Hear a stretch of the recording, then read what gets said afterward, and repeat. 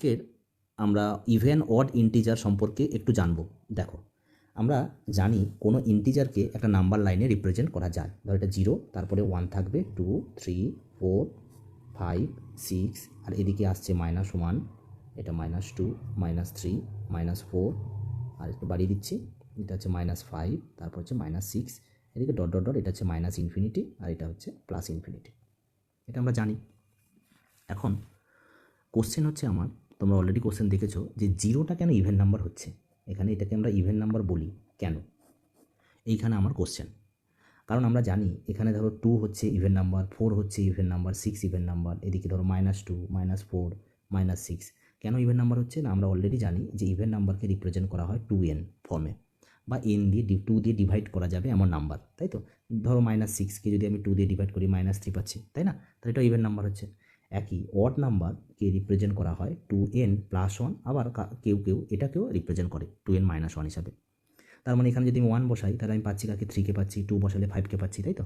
তাহলে এখন যদি আমি দেখি বা আমাকে যদি কেউ কোশ্চেন করে স্যার 0টা হচ্ছে কী করে, অর্থাৎ ইভেন নাম্বার হতে গেলে 2 দ্বারা ডিভাইড করা যাবে, তাই তো, যে নাম্বারগুলো 2 দিয়ে ডিভিজিবল হবে। আর 0 তো 2 দিয়ে ডিভিজিবল হচ্ছে, তাহলে এটা ইভেন নাম্বার হচ্ছে, তাই তো। এখান থেকে আমরা বলতে পারি। এবার ধরো ক্লাসে আমাকে কেউ জিজ্ঞেস করলো যে স্যার 0কে তো 3 দিয়েও ডিভাইড করা যায়, সেও হয়, আবার 0কে তো স্যার -6 দিয়েও ডিভাইড করা যায়, সেও ইভেন নাম্বার হচ্ছে, সেটাও তো 0 আসছে, তাহলে সেক্ষেত্রে কি ইভেন নাম্বারের ক্রাইটেরিয়া কি ফলো করছে? কথাটা ঠিক। তাহলে হচ্ছে কী করে ইভেন নাম্বার?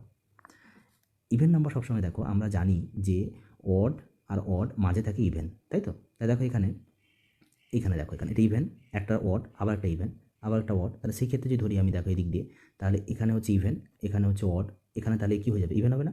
আবার দেখো অড, আবার ইভেন, তাহলে সেক্ষেত্রে 0 ইভেন নাম্বার হচ্ছে একটা লজিকে, তাই তো। আবার কেউ কেউ এটাকে আবার একটু ভাবে অন্যভাবে, ধরো -1n আমাদের খুব বহু পরিচিত একটা জিনিস, এটা আমরা শিখে এসেছি, এটা 1 হয়, কখন হয় না, n যখন ইভেন হয়, তাই তো। n যখন ইভেন হয় তখন 1 হয়, কারণ দেখো 1 -1 স্কোয়ার, তার মানে কী হচ্ছে, -1 × -1, তাহলে মাইনাসে মাইনাসে প্লাস হচ্ছে 1, 4 হলেও একই, দেখবে minus into minus into minus into minus, দেখবে প্লাস হয়ে যাবে, তাহলে 1 আসছে, তাই তো। সেম যখন এটা -1 কখন হয়, যখন এটা অড হয়।